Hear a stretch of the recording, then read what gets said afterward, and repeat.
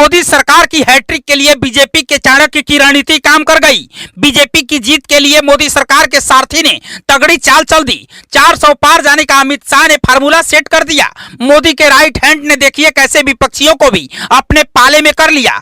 राष्ट्र नीति पर चलने वाले अमित शाह ने इंडिया गठबंधन की तबीयत बिगाड़ दी। मोदी के सारथी कितने ताकतवर हैं, इसका अंदाजा शायद आप नहीं लगा सकते हैं। अमित शाह देश के गृह मंत्री हैं, लेकिन इनकी पहचान यहां तक सीमित नहीं है, बल्कि ये तो वो हैं जो मोदी के सारथी हैं, मोदी का हर पल साथ निभाने वाले शख्सियत हैं, मोदी को आगे चलाकर उनके पीछे चलने वाले व्यक्तित्व हैं, देश के पुजारी। और फिर मोदी सरकार को अपनी रणनीतियों के बल पर जिताने वाले भी तो यही हैं जो बीजेपी को हर चुनाव में जीत दिलाने के लिए साम दाम दंड भेद सबका इस्तेमाल करते हैं। चुनाव चाहे छोटे से छोटा हो या फिर बड़े से बड़ा, लेकिन किसी भी चुनाव में अमित शाह घबराते नहीं है। हर एक चुनाव के लिए पूरी तैयारी के साथ उतरते हैं, ऐसी बिछात बिछाते हैं कि अमित शाह की चाल के आगे विरोधी चित हो जाते हैं। यकीन ना हो तो लोकसभा चुनाव से कुछ दिन पहले की या फिर कहें कि करीब 20 दिन पहले की ये तस्वीरें देख लीजिए। चलिए राज्य दर राज्य समझते हैं कि किस तरह से अमित शाह ने अपने स्ट्रेटजी के बल पर विरोधियों को धूल चटा दी। बिहार के मुख्यमंत्री नीतीश कुमार, जिन्हें पलटू राम के नाम से भी जाना जाता है,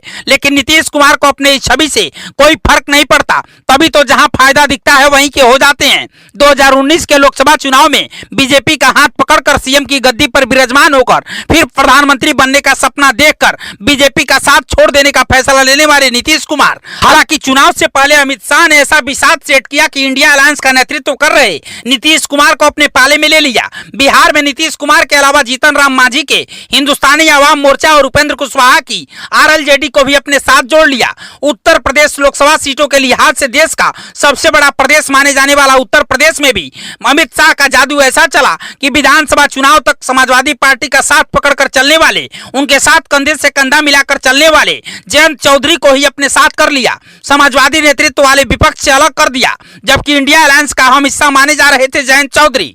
तमिलनाडु में भी अमित शाह ने 2024 का अपना ऐसा प्लान सेट किया कि एक्टर शरद कुमार ने अपनी पार्टी AISMK का बीजेपी में विलय कर दिया। अम्मा मक्कर कड़गम पार्टी भी बीजेपी से हाथ मिलाने को तैयार हो गई। AMM के महासचिव TTV दिनाकरण ने भी बीजेपी को बिना शर्त समर्थन देने की पेशकश कर दी। आंध्र प्रदेश बीजेपी के नेतृत्व वाले NDA गठबंधन का साथ देने का तेलुगु पार्टी ने भी ऐलान कर दिया।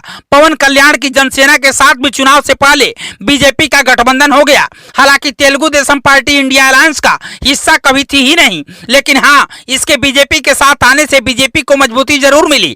मतलब यूपी में RLD को समाजवादी पार्टी से दूर किया गया, बिहार में नीतीश कुमार और हिंदुस्तानी अवाम मोर्चा को NDA में शामिल किया गया, आंध्र प्रदेश में TDP और जनसेना पार्टी से गठबंधन फिक्स किया गया, तमिलनाडु में पक्काली मक्कल काची तमिल मनीला कांग्रेस के साथ गठबंधन किया गया। और सुनिए, अमित शाह ने बीजेपी को बड़ा बनाने के लिए बस इतना ही नहीं किया, बल्कि यह सुनिश्चित भी किया कि राष्ट्रवाद के साथ कभी भी कोई समझौता ना होने पाए, देश पर कोई आंच ना आने पाए, धरती मां के साथ कोई खिलवाड़ न करने पाए।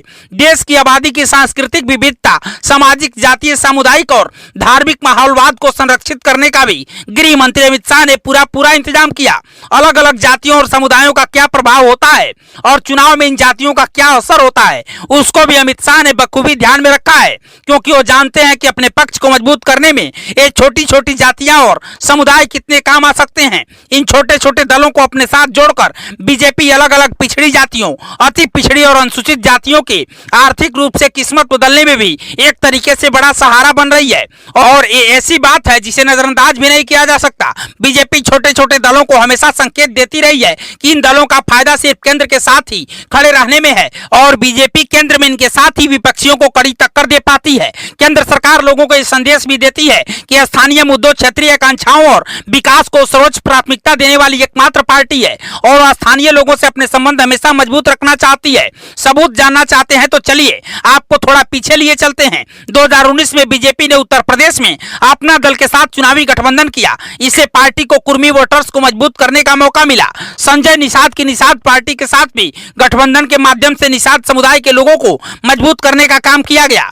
झारखंड में एनडीए सहयोगी आल झारखंड स्टूडेंट यूनियन ने 2019 में भले ही सिर्फ एक लोकसभा सीट जीती, लेकिन बीजेपी को कुशवाहा वोटर्स के साथ संबंध स्थापित करने का बड़ा अवसर मिला था। ये लोग अभी भी बीजेपी का साथ निभा रहे हैं और इससे बीजेपी के लिए अलग अलग छोटी छोटी जातियों के लोग भी 400 पार करने में मदद कर सकते हैं। अब सोचिए, अलग अलग चुनाव में अलग अलग मौकों पर 21वीं सदी के चाणक्य कहे जाने वाले अमित शाह ने इतनी मेहनत की है, ये सालों की मेहनत का नतीजा है। इसके बल पर इस बार चुनावी नतीजों के जरिए बीजेपी ने विपक्षियों की सांसें फुला दी है। गृह मंत्री अमित शाह की इस निष्ठा के आधार पर संसद में खड़े होकर अपने जोशीले अंदाज में पीएम मोदी से वायदा और दावा दोनों कर दिया था कि इस बार बीजेपी 370 के पार जाएगी और एनडीए को 400 पार जाने से कोई नहीं रोक सकता। वैसे 21वीं सदी के इस राजनीतिक चाणक्य के बारे में आप क्या कहना चाहते हैं? अपने विचार हमारे साथ कमेंट बॉक्स में जरूर साझा कीजिएगा और खबर अच्छी लगी हो तो शेयर कीजिएगा। ब्यूरो रिपोर्ट, पूर्वांचल समाचार।